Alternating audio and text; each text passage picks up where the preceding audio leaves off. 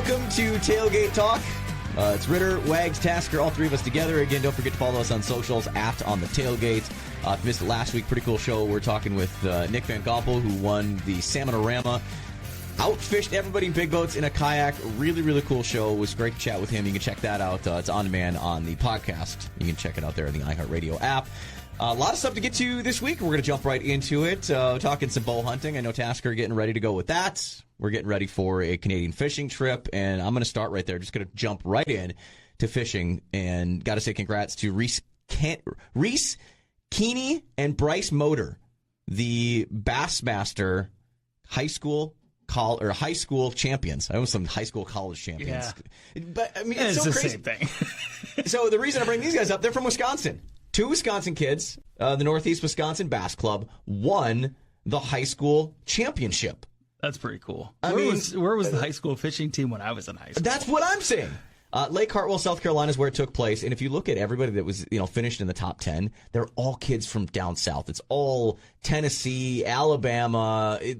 And to have two kids from Wisconsin, northern as northern can be, go down to the Hartwell and win the entire thing. And by the way, winning on a bait that's made here in Wisconsin. Yeah, I will give Bro Varney Baits a big plug. Nice. They're actually in Wauwatosa is where they're made. That was one of their winning baits, was their swim jig. So that's crazy. I just thought that was really cool, and it got me upset that fishing was not a thing when I was in high school, because that would have actually been something that I could have participated in. Once the football was done for me because of knee injury, I could have been fishing. And honestly, I probably never would have played football if fishing was an option back then. You talk about how expensive traveling sports are. God, then you got to get a bass boat for the kids, and you got to do all the traveling. The coach would be like, say, I have a bass boat, I could be the coach, and so then I just drive the boat and take these kids fishing and take them where they are and coach them and help them grow in fishing. I love hearing that about different unique things that kids are able to do, and a lot of times you got to do like AAU or some of that stuff to get at a higher level, but to actually have this growing in popularity, and I think that's pretty cool. I think with the growth of it, that's really the future of professional bass anglers and professional bass tournaments, is that sort of the route to it. I mean, there's multiple routes. We've talked about, on this show, the changes with the open system, how like everyday guys like you and I could have a chance to make it to the elites, or at least fish in the Bassmaster Classic. But, that's a long shot, really. It takes a lot of money. It takes a lot of skill. It's more of a long shot, I think, than these kids being groomed in it from high school and then, fishing collegiately. And that just helps build your resume and make you better as, you might want to then progress into, like, professional tournament angling, which could lead you into, whether it's the Bass Pro Tour or, the Bassmaster Elite Series. Yeah. I wish that was around when I was. That's all I keep getting at. But yeah, it's cool to see some Wisconsin kids do it. But I mean, even in the general realm of fishing alone, and there was an article I was reading on Bassmaster.com a couple of months ago. I think Brendan Polinick is one who wrote it. It was talking about the change and the shift in bass fishing. That, it used to be just all the southern good old boys. Bass fishing and professional bass anglers were all these southern boys. And it was all, Texas and Alabama and Florida and all that. But some of the most successful anglers over the last 2-3 years are all from Minnesota and Wisconsin. Like, somehow we've found a way to make our mark that, like, hey, we know what we're doing. Like, we can fish with you southern boys. Like, don't count us out. We know what we can do. We don't need the whole year to figure out how to fish on open water. Right, that's good. See, we fish up here. We learn how we know the waters. We know the creatures. We don't need to wear a Tennessee ball cap and kiss every fish we throw back. We just boat them. You know what I think it is, though? It's because we have a secret weapon in our backyard between Minnesota and Wisconsin, and that's the Mississippi River. Because the Mississippi River, to me, is the one body of water that you can go 10 miles in any direction, and it's a completely different fishery. And it has all of the elements that you find on lakes down south. So if you've got, kind of that tidal type thing, it does operate somewhat like technically it is a tidal water, so it would operate like that somewhat in some spots, because you've got the current and everything goes with that. You've got the big pad fields and stuff that you're going to find in places like Florida. You've got grass. That's one of the places where you will find brush piles and things like that, which are very common in southern fisheries. That, inland lakes, Wisconsin and Minnesota, that's not as much of a thing because we can't just like freely be sinking brush into our lakes. So like the Mississippi River is that one spot that you can kind of groom yourself on all of these different elements and different things that you're going to encounter down south. And that's the only thing I can think of that's our secret weapon to why you're seeing success for Minnesota and Wisconsin anglers over the last few years. You know, we've talked about a lot of them on this show. You got Seth Feider from Minnesota, who won the Angler of the Year last year. You've got the success of, Caleb and what he's done winning 2 elite events, just blowing away Guntersville last year, to Schlapper and what he's been able to do to the Elite Series. Jay Shakurit from Stevens Point, who just won the last Elite Series event. We're very versed, I think, here between Minnesota and Wisconsin, and that's something kind of cool. I hope that the whole high school sports things, or high school fishing, I should say, continues to grow to allow more opportunities of that. We're prideful in the Midwest of what we do, and don't want to make everything all about the South. Yeah, I was just going to say, give a shout out to those Wisconsin boys. I like that, holding it down for us. And that's a good point with the Mississippi River in all aspects of different types of fishing, because the Southern boys, the Georgia boys that I even played baseball with, and I'm going to group this in, I bring baseball into it, all they did was fish smaller lakes, farm ponds. They're, I don't know, like you just said, like the different abilities or the different things that a river brings to you, the different obstacles that you have to learn to adapt to fish to. These kids, again, I'm ballparking it. I'm sure they're grooming and broadening they're opening up their wings and doing things differently. But back then, that's what it was. Well, let's go fish a farm pond. Yeah, we can catch that. We can catch largemouth any day on toppers. I mean, that's it. That's all we want to do. And I think that's where the Northern boys are starting to come in, because you learn how to fish. Well, even in your baseball terms, think about it. Down south, those baseball boys, I know a lot from Georgia. That's all they do. You can play baseball year-round down south. All year round, yeah. So it makes sense that, a lot of guys that play baseball and stuff are all from down south. Up here, again, when we talk about fishing or baseball or any sport, we got to shut it down for at least 3 months out of the year. And I didn't want to, and don't forget this, you mentioned high school sports, which is great with giving fishing. There's also the trap and skeet clubs that are here.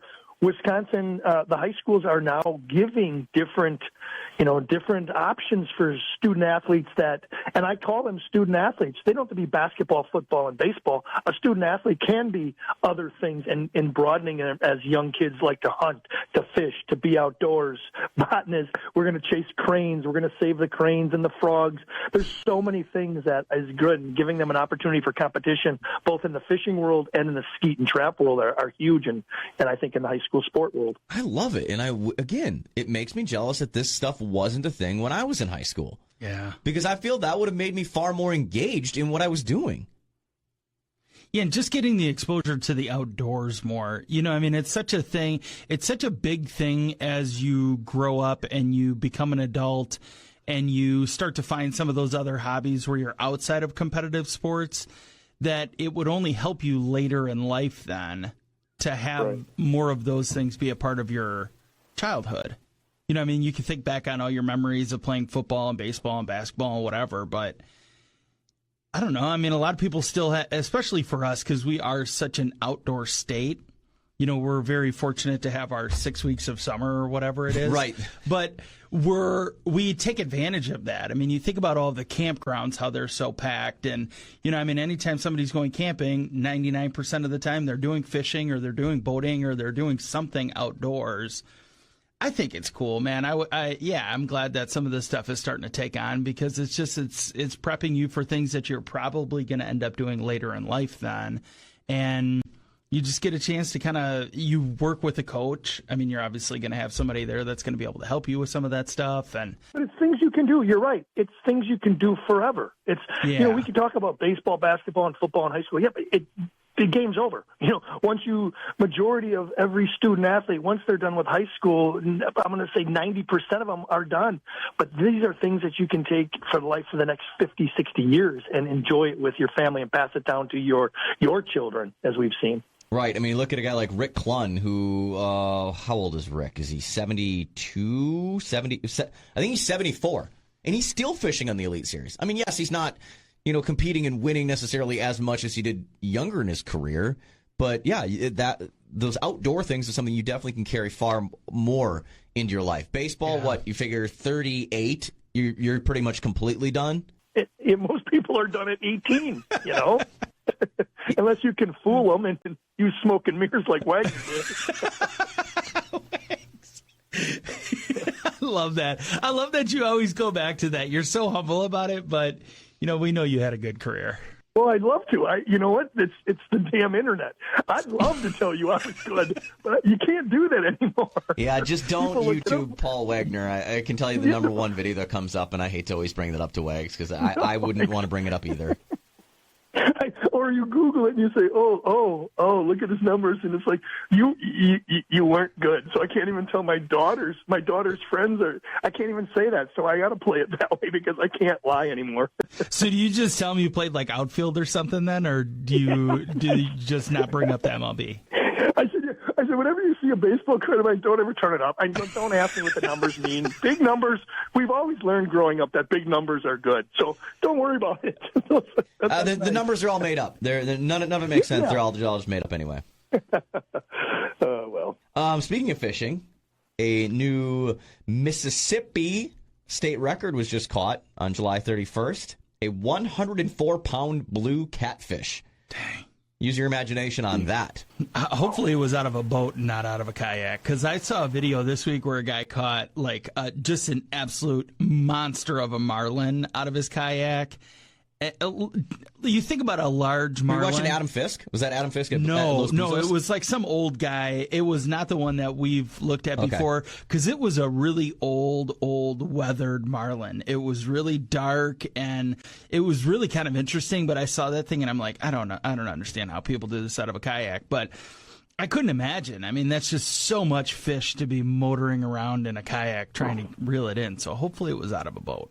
Yeah, I was going to say Los Buzos has had 2 marlins. They've caught 2 marlins in the last 2 years down there, which is in Panama. It's specifically a kayak fishing resort down there, which bucket list for me to get down there at some point and fish. But this 104-pound catfish is about the size of, I would probably say, a 7 to 8-year-old. Wow. And I'm talking like length, width, like it is Jesus. Unreal how gigantic that thing is. I cannot imagine the fight that took to catch that fish. Like, and that's where I look at these guys that do the noodling thing, like sticking their hands down holes and grabbing it. That's what I was going to say. I hope he didn't catch it that way. Right, like if you're a 180-pound man and you're reaching down there and get 104 pounds grabbing, no, that thing is sucking you down and taking you in the hole with it. I am sorry. There's no way you are ripping that thing out of its hole. Yeah. You're gone. That's one species of catfish that I can say I've not caught. I've not caught a blue cat. No. I mean, everywhere that I've fished, I've caught channel cats, I've caught flatheads, I've never caught a blue cat. Yeah. What's a mud cat? What's a mud cat? Like down south, a mud cat would be a flathead. Okay, so in North Carolina, we were eating when we eat cats. We were eating mud cats. Those were flatheads. Yeah. Okay, gotcha. Trying to read through this article is talking about this fish. This fish was second record blue caught in Mississippi this year. There was another 131-pound blue cat also caught near that.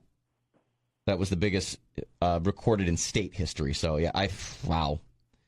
Okay, just big catfish. I'm not a big catfish fisherman. We did a lot of it when we were in high school. Like, that's how we'd spend our nights after school. We'd go and, take whatever we had and throw it in the Fox River. Again, growing up in Green Bay, catching channel cats and a lot of carp. And I think my biggest channel cat was 38 inches. I didn't get a weight on it, just measured the length of it, which 38 inches for a catfish is pretty freaking huge as is. Yeah. And that thing drugged me around for a long time. Yeah, you're talking about 38 inches, not even 38 pounds. No, 38 inches. So do the poundage on it. I don't even. Yeah. It was heavy. It was a big fish. Wow. Yeah, I didn't really get it fully out of the water, kind of up on a rock, did a quick measure, ticked it off, and sent it on its way. Catfish kind of creep me out. Like, I have a weird thing. I don't like to even grab catfish.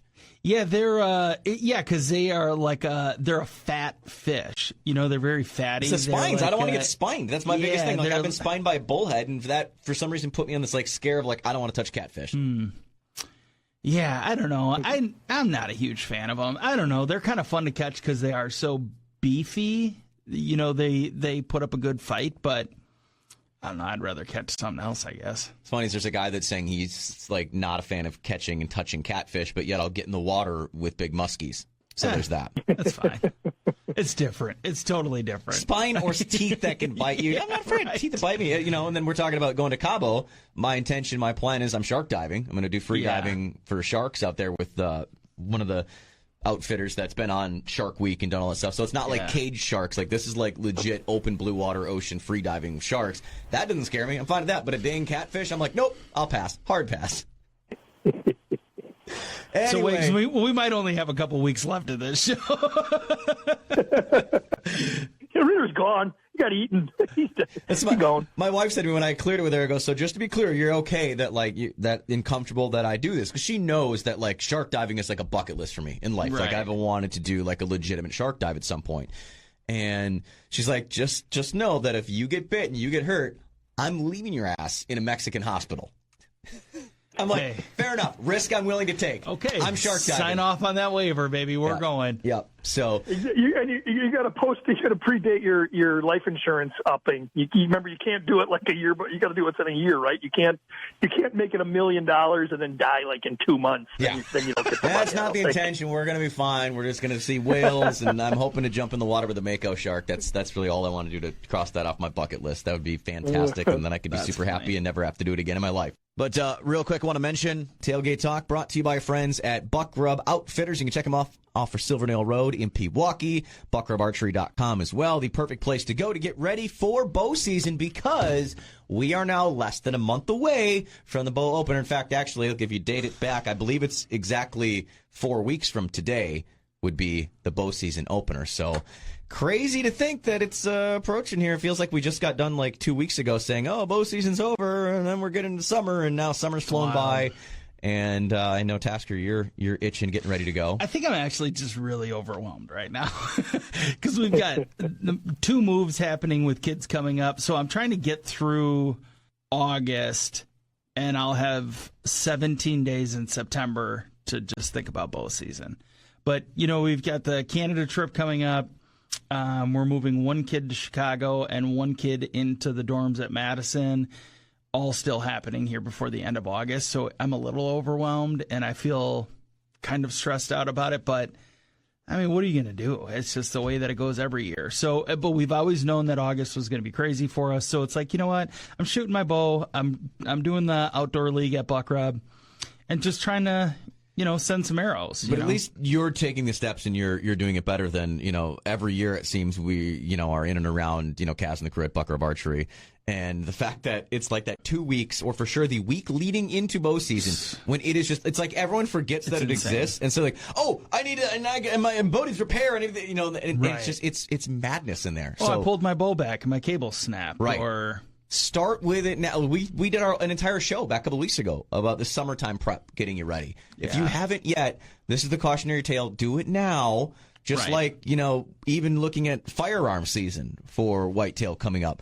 If you can find or want to start looking for the ammunition that you want for, your season, start looking for it now. Purchase it now, so you're not the person, the 3 days before you're going off the deer camp searching every place because you can't find the exact, ammunition that you're looking for because everywhere else is sold out because everyone else did the same thing and it was just try and plan ahead. Yeah.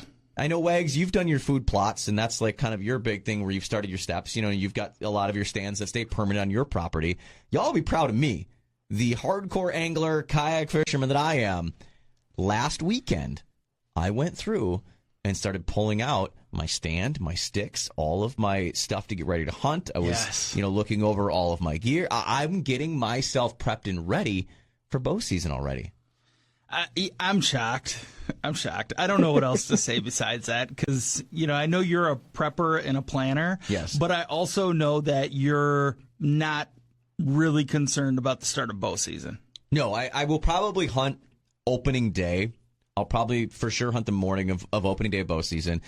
And then I might get out one more time between then and November. But yeah, otherwise I'm putting all my eggs in that second week in November basket. And I'm not even taking the whole week off. I'm just putting all my eggs in November that I'll hunt, a long stretch at some point there in November. And then I will, if I don't, shoot something there, I'll hunt a couple of random, Fridays, Mondays, something, wrap around weekends throughout November and into December, much like I did last year. I've got too many trips and too many things have happened this year that, so spoil it, my son's turning 5 in October, on October 25th. So for his 5th birthday, we're all going to Disney, taking him to Disney for then. So I don't want to like be gone for a week at Disney and then come back and immediately be like gone from everything again for a solid week, you know, do that like first week in November.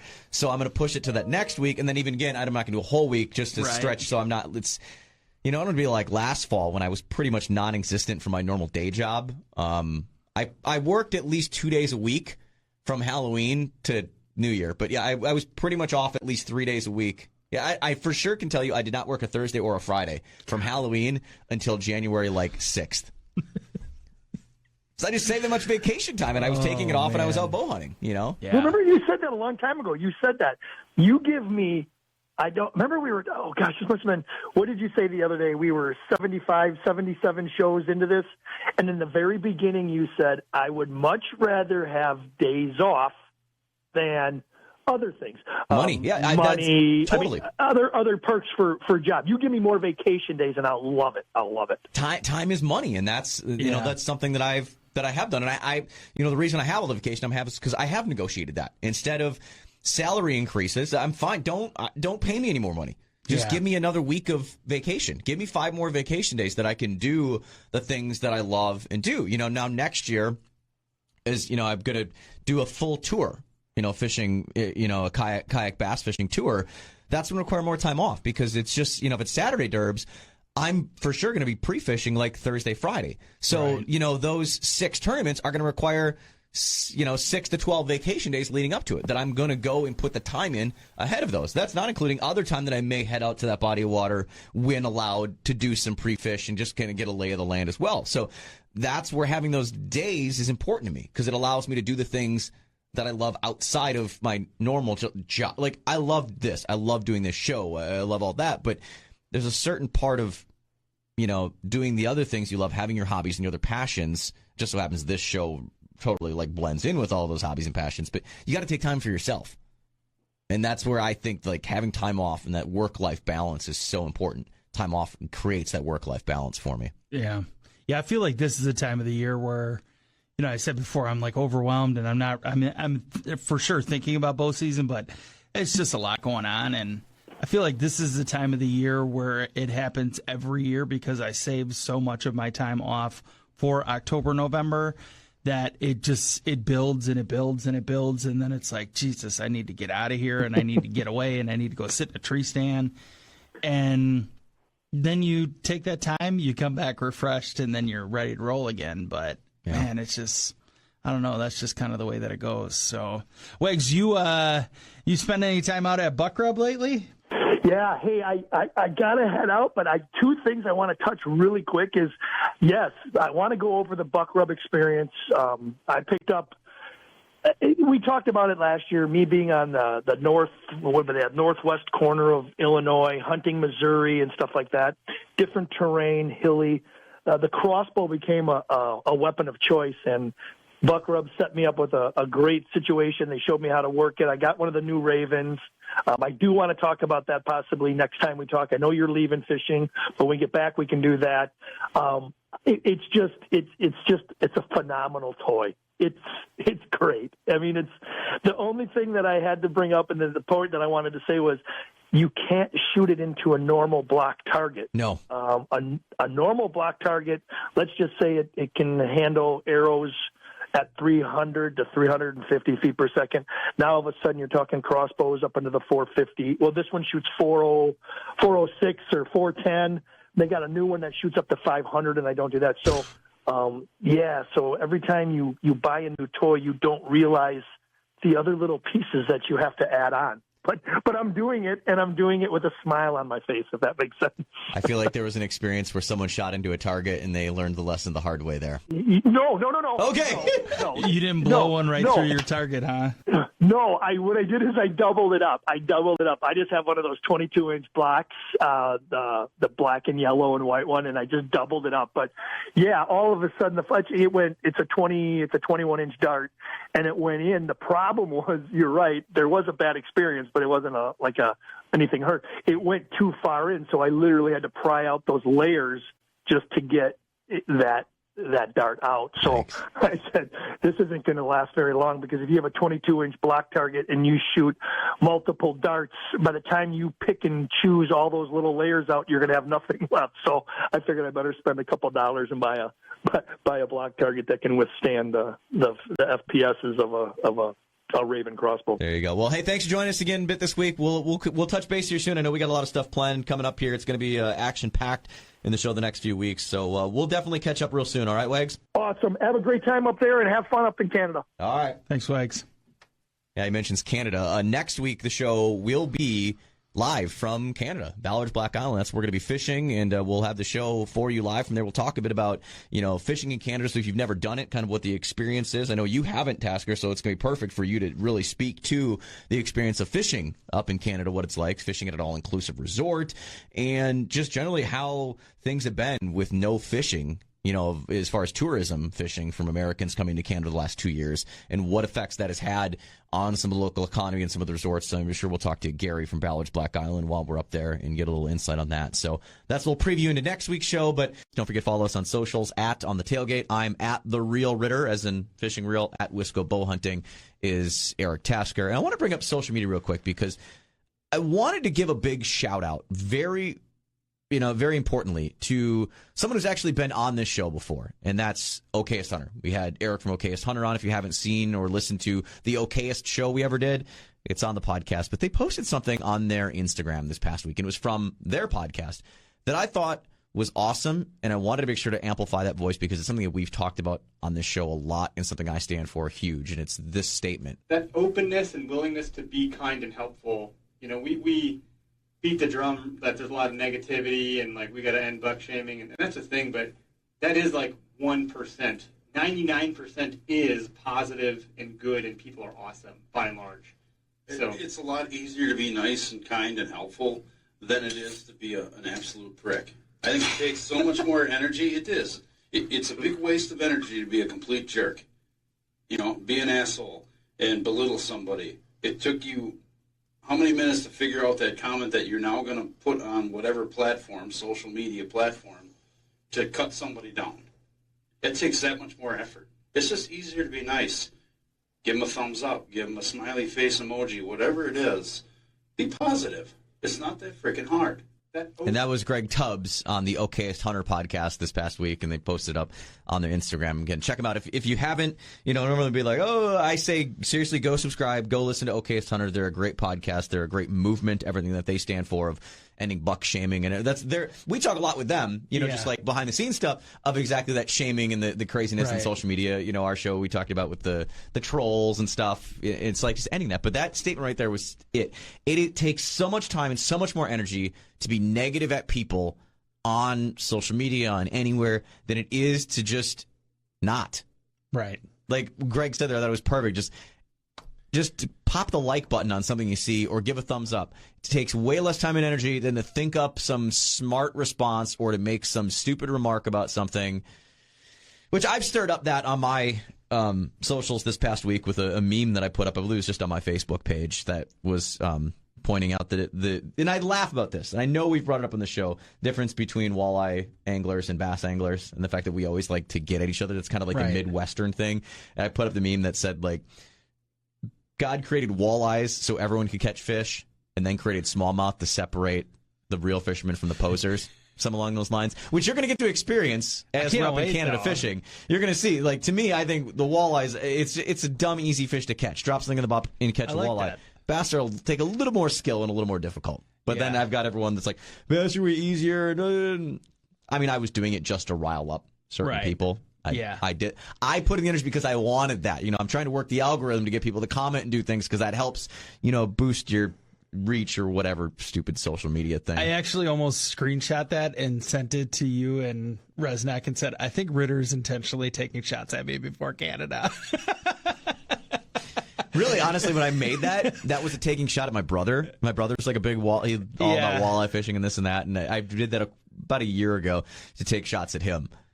He's like, oh, bass are dumb. So that's always been our thing going back and forth about, bass fishing and walleye fishing, and he's always trying to make fun of bass anglers. And, what was one meme he sent me that was like, I've got something about some mental health thing or something runs in my family, and he's like, yeah, I don't have problems, but my brother fishes for bass. Okay. Like saying That's that, you know, funny. I mean, it's kind of bad, but it's kind of funny. Yeah, I'm like, all right, I'll give you that, but okay, let's, you know. Yeah. Well, you know, first, I mean, those guys, you know, they're just such a great advocate for what we need in the outdoor world right now. You know, we, like you said, I mean, we talk to those guys all the time behind the scenes and just kind of chat back and forth. And I just love what they do. You know, they're just such a good voice for the hunting community. And I'm so glad that they've taken such a stronghold on that average Joe outdoor individual. You and I can just go out and do whatever. And dude, I'm happy if I shoot something with horns. Right. And I'm not even saying just you and I in the room, like you and us, you and us, like that's it. You know, in fact, I even sent a message to Eric at OKS right after that. You know, I saw that. I said, you know, like, dude, like, that's awesome. I said, you know, like, as we talk all the time, as a community, if we can all just, you know, amplify each other and make our voices louder, we can truly be impactful. Yeah. Yeah. I wonder if there was something that spurred that. I haven't listened to that podcast yet, but I'm wondering if there was something that spurred that. And the reason I say that is because you don't follow the Rut Report page on Facebook, right? No. So this would just drive you crazy. So, you know, of course, I don't know why 12-year-olds feel like they need to be on Facebook, but there's been a bunch of young, like, teenagers, like 12 to 14-year-olds that are making posts saying, I'm 12 and this is my target buck for this year, and pictures of trail cameras, not overly impressive bucks. I mean, you see some of the stuff that I send you from that page. There's some big deer that get posted on there. But the problem is now there's this younger generation that is trying to get into hunting. They are excited about whatever's on their trail camera, just as a lot of people are. They're excited to have bucks, period. They're really excited to be able to go and share their excitement with the internet. Right. And then there's all of these jags that go on there. And there was somebody that posted, it was like yesterday afternoon, he posted, I'm 2 and this is my target deer for this year. And it was like 2 fawns. And it's like, why do you have to be like that? And the very first comment was, why do you have to act like that? Perfect. Why can't you be encouraging for the youth that want to be a part of this? And instead of beating them down and making them feel like they're less of a hunter because that's what they want to shoot. Does that matter to you? What does it matter? Right. It's my tag, my hunt, just like OKist always says, that it's like, you know, who cares, man? And why do people have to be like that? It's just so frustrating. I talk about my YouTube channel, and the whole reason I'm on that, it's not, and I started doing it, it's not that whole like, oh, I'm a famous YouTube, that's stupid. And I've actually had this conversation with another guy that's kind of in the industry-ish locally, Max from Hardwater Freaks, and we're talking about that, about like, you know, these people, this younger generation, like, thinks, oh, I can create this YouTube channel and become this big famous YouTube, like they're looking at Guggen Squad. Right. And it's like, it's just, I'm sorry, I'm going to break it to you. I can show you the numbers. It's not legitimate to think that you could do that. Like, I'm not trying to crush your dream. Like, go create. Like, absolutely. Yeah. But the reason I do it is to share info and share tips and share those things. Right. I had a guy that, you know, I put up like an Ask Me Anything on my Instagram this past week, and he asked, can you do guide services? Simply, like, and I responded to him, no. Like, I can't, like, I love to help anyone by sharing tips, notes, places to start, which is why I never, like, if I'm showing screenshots of my graph, you see what lake I'm on and where I am. Right. I don't care. I'm not gonna hide that. Like, you still got to get on them, and you still got to put them in the boat. You still got to catch them. You still got to figure it out. Like, like, I want you to catch fish. That's the whole point. Like, I want to help it. You know, the whole guiding thing, it goes along with like it's not feasible to like expect to make money on it. People do it, but the amount of insurance that's required to do that and the amount of money that you need to pay for that, it's just not something I'm willing to do because I have too many other things that I'm doing that I like to do. I'd rather, instead of, you know, spending money on insurance and all these things and trying to like hustle and bustle and like guide people, I'd rather just like go out and have fun myself and share those experiences and share those tips and tricks so that other people can go do it themselves and go have fun. And I'm not knocking down guides or anything, but I just this week, it was like a lot of things all just meshed together of that, exactly that, of just helping each other, being a positive influence in a positive community is so much better and so much easier than being negative and cutting people down. And, you know, I can't wait till I post a doe or something, hopefully, that I shoot this fall, and someone's like, oh, I don't see the horns on that, and be like, Yeah, guess what? Was going in the frying pan. It tastes better than what I got to eat after last season. Right? Yeah, a piece of paper. Yeah, I mean, I spent the entire fall out watching deer, passing on deer, because, and I said last year, that was my first year, like, fully investing in hunting whitetails, and bow hunting specifically. And I wanted to take in the experience. It's all about the journey and the experience, not just the end result. I had a fantastic year. It was so much fun. All the cold sits, the bone chilling. I mean, I think back to my final day when I went out. It was friggin', I think, 6 below zero, air temperature without the wind. And I went out there bare bones on the ground, deep into a swamp. Me and my bow, that's it, trudging through the snow. Like, it was a fun, awesome hunt. And it was great sitting there. Like, I'd still look back at some of the photos that I took. Like, I hung my bow up, like, on a pine. I was kind of hiding in some pines and stuff. Took a photo of it there, and it's just like one of my favorite photos to look at, because that was like me hanging up the bow for the last time of the year. Right. And I think I even posted that. But as I thought back on how the year went, all the cool things that I saw and experienced, it was better than even shooting a deer. And I know it sounds stupid to say, and it sounds like that's my cop-out of like, oh, well, you just didn't shoot some, so that's what you tell yourself. No, like, really, it was. Yeah. I look back to the 2 tournaments that I fished this year with the Great Lakes Kayak Series. I was swinging for the fences in both of those derbs because I could. It was fun to be able to go out and swing for the fences. Did it work out in my favor? No. Well, the last one should have, had I not screwed up as many times as I did. Like, I cost myself that tournament. Yeah. I swung for the fences, and I had a shot, but I cost myself that. Right. Does it make it unsuccessful or bad? No, because I did something different than everybody else. I did things my way. And I saw where I sat and how I stacked up. That was a success to me. It's not about cashing a check or grabbing a trophy this year. And not even saying next year's. Next year, I'll be playing Farmer for Angler of the Year to qualify for state, to those, play the long game. Be safer with things. When you can swing for the fence, swing for the fence. And that was kind of me looking at last year bow hunting was, hey, I've never really done this. Let's just see what it's all about. And swing, yes, I could have shot a couple of smaller deer, but I'm like, no. It probably helped that I saw that giant that was out there in November, and I'm like, I'm going to hang on for that one. I just got to hang on for that one. I want to see him again. I want to see him again, which I never did other than on someone else's camera, but. Yeah. And I don't even, how many times did we hunt together last year? Was it 2 times or 3 times maybe? Yeah, 2 or 3 times. Yeah, I remember December. You were like on, we were kind of burning vacation days and hooked up with me out there. Because I'm like, again, the same thing. I'm like, come on out. I showed you. Here's where it is. Here's where to do this. Like, I wasn't the person like, this is where I hunt. This is my spot. Don't like, no, I'm like, come on in. Like, here's here. There's a hill. Here's a valley here. This is randomly set up. This pinch point here.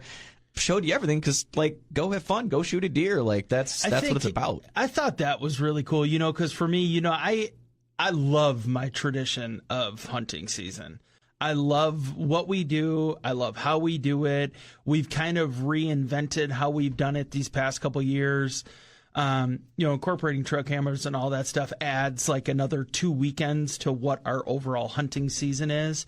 But man, it was cool just to be able to go out there and do something different for a change, hunt a different part of land, hunt with somebody different, and to share those memories with somebody that was not family. I mean, that was really cool for me. And to see different styles. I think I hunt, it's safe to say, way different than any of your family or anyone you typically hunt with. I'm far more mobile and light, and just it's a very different style of hunting. And I think by experiencing those things with other people, it makes you better as a whole. Sure. And sharing those things. So that's why the whole it's mine or don't share, and like I get not wanting to like give your spot, and there is some people who will take advantage of things, or but in general, the more you can help and uplift others, it makes us all better as a whole. Yeah.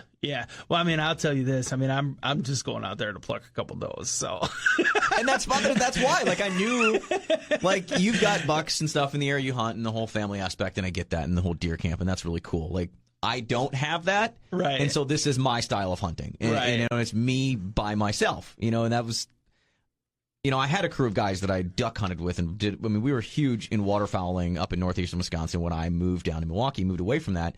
I still went up quite a bit and was hunting with those guys and duck hunting. Sure. But it got to be a lot. And then when I became a dad, that's when I cut off everything. I didn't hunt or fish for 3 years, basically. And so I had to figure out a way to start all over and get into these things. That was the whole idea of where I came with starting a YouTube channel, was that of sort of basically documenting me getting back into doing these things that I haven't done and trying new things along the way. I've always spent time fishing in a bass boat, and I've fished tournaments as a co-angler and things like that. But this was me now getting out there and getting in a kayak and really like focusing on bass fishing from a kayak and the new challenges of that. And then fishing tournaments on my own so it's been fun, that whole experience. And then going, well, instead of duck hunting, I'm going to bow hunt. The whole reason I never deer hunt is because it was like it got in the middle of duck season. Right. I didn't want to bother, but I'd rather shoot. I can hunt ducks for 60 days out of the year. I'm going to duck and goose hunt, and I'm not worried about that bow hunting. Yeah, and it's not just one doe tag and one buck tag. You've got every day I can shoot birds. Yeah. And, I used to make the joke and refer to as deer waiters. Like, you're not a deer hunter, you're just a deer waiter. You just climb in a tree and you sit there and wait for deer. Right. Having done it now, I get that it's not that. There's more that goes into it. Right. But, it could be as simple as walking in your stand and sitting. Way. It could be that simple, or it could be a lot more. Like you said, you're getting trail cameras and making more of an experience and, multiple weeks. So there's how much you want to make of it. And me wanting to be able to experience that, I had to find somewhere close to home because, again, I don't want to spend an entire day driving away or spend going, and camping or whatever, which I will eventually be able to go into that, the next step investment. Right. We're going to add a camper to our arsenal. So that's, again, where I can travel and fish tournaments, can take the camper instead of having to drop $1,000 on a weekend for an Airbnb every time I'm fishing a tournament. I can just grab the camper and we can roll up and grab a campground and the whole family can come along. They can enjoy whatever in and around the outdoors because my wife and son both love that stuff while I'm out fishing during the day, and I'm making a whole weekend while I pre-fish, fish tournament, hang out with them for a day and then pack up and head on back. So maybe hunting, I can take the camper and go somewhere else in the state and, camp for a weekend and hunt somewhere else. Man. We'll see. It could be possible down the road, but I want to find something close, and I love what I figured out. I found this piece of public land. I went out and studied a couple times. I turkey hunted on it, and by going out there turkey hunting, I learned a lot about the property and really focused on learning more about the property. That then set me up to then go into bow season last year, and I had a specific plan of nudging my way into it. I nudged around and nudged in until I finally went deep into it. Now I feel I know that property really, really well. And I learned it all pretty quickly last year. But it was also that, I would do my sit, and I never did all-day sits. If it got to be like mid-morning or something, I just wasn't seeing much. I just saw a couple, everything was early. I'm like, we're going to pull the plug now, and I'm going to get up and I'm going to take a walk. I'm going to go walk somewhere. I bump something, I jump something, whatever. But the more the plan was just to take a walk somewhere, to take that time and learn a little bit more about the property. Sure. And so I feel like having those couple of times where I've done that, I've learned so much that now I can be more targeted this year, knowing, okay, I want to get here. This is how I do it. Right. And being able to play the winds and stuff like I do far more. I don't do scent control. So I feel like we've totally walked off topic of where I was going. I don't even know where I was going at this point. No, it's good, dude. I love talking about bow hunting. I think it's really cool, though, the journey that you've been on, because I think it's helped me think about things a little bit differently, too, and just... I don't know. You're so much more detailed with maps and actually pre-scouting and e-scouting and doing all of that stuff that it helps me kind of think about things a little bit differently, especially going into a new area where I'm just not super familiar with it. Now I could see myself kind of getting into the same routine that I did or that I do up north, where it's like, okay, this is the area. I know deer walk through there. I'm just going to go to that area and I could just sit there. It might not be the same exact tree every day, but I kind of know where I would like to be. I like that area, and I see 5 deer every time that I walk through. I just posted a video the other day on TikTok where it was the 3 doe that were walking right underneath my stand, 5 feet from my stand. That was the day when your pants got hooked in your stand. Correct. That's what I was going to get to, and eventually where I wanted to go. So we're going to shorten this portion of things that I intended to talk about was, when getting your gear ready. I mentioned that I had pulled my stuff out and got my stuff kind of ready. I think I'm going to add some of those silencer tape thing. It's like a camo tape onto my stand. My stand's pretty quiet, but the just in case. Mm-hmm. Here's a hot tip that I saw that I was mind blown that this is why I had to share it. Instead of stealth strips, that's what they're called. Instead of buying stealth strips, which they're not that expensive, but hockey tape. Hockey tape is so much more cost efficient. It's just about the same thing. Sure. It's super sticky. It's super thin, weighs nothing. I'm I feel like I can go any sport. I can go to Dick's Sporting Goods. I can grab a roll of hockey tape for a couple bucks. It's cheaper than it would be to get the camouflaged stealth strips. That situation. Yeah. And I just want to kind of coat the outside of my stand, maybe run across my cables, which I don't have the squeaky problem that some people talk about with their boots, because I even wear I hunt in waders with the rubber boots and everything. I don't have the squeaky on the stands. I've hunted some cold stuff. Sure. But I think I'm going to do that, and then on my sticks. Okay. I don't have a whole lot of metal. Like, the only thing that's metal Sure. is basically with my straps on my stand. You know, I've got the ratchet strap for the top, and then I've got the, cinch, pull buckle that goes on the bottom, which I even took an old can koozie, koozie, and I cut it and re-sewed it together to be a little bumper that goes over the top of that clasp. Yeah. So that's taking away any chance of metal on metal. Yeah. I mean, I did that last year already with stuff, but I'm like, just that random, I want to silence it just a little bit more because I want to be as quiet as possible getting in and out, and it never fails for some reason when you're trying to be that quiet. Like it'll be like, great example, the carabiner that I snap onto my backpack and bow as I pull it up. It never fails. Like, I'll move something, whatever, and it'll king right into my stick on the way up. And it's like, so if I just run hockey tape on my sticks, what's the difference is black hockey tape? Right. Or gray hockey tape, whatever. It's a gray, stick that I attach to tree anyway. Right. And if the deers look at, I don't think that matters. I think movement, matters way more than color. Which is why camouflage. I don't care. I'm mismatching everything. Wearing friggin' wetlands camo, waders in a different color. I think movement is so much more than color and camouflage. It's always I could talk about this forever, but I always think it's funny because I don't know, man. There's times where I've sneezed in the woods, or I've coughed in the woods, or I don't know, farted in the woods, whatever. And it's like, deer are there, and they just, I don't know. I think we overthink it more often than we should. Yeah. Because it's not really that hard. I mean, deer hunting is not easy, but I think we exaggerate some of this stuff, and we try and do everything in a precautionary measure that we can. But just go out and sit in the damn tree and shoot a deer. There you go. Well, we're going to all get a chance to do that here less than a month away. Yes. Deer season's coming, so we'll have more on bow hunting. Next week, again, the show going to be live from Canada. We're fishing at Ballards, doing lots of Canadian fishing, and then we're going to actually get John Resnick back in with us, too. My buddy John, Clam Pro. They're having Clam Pro Day. In fact, just had actually yesterday in Brainerd, Minnesota. He'll have some details on some of the new clam products, and it's not necessarily being a clam it's more on just general ice fishing stuff with John, but, the whole point of, supply streams and where to get stuff. John can tell you what's worth it, what's the coolest stuff to not, waste your time on it, and where you go to look for it first. I wonder if he slept the last 2 nights. Probably not.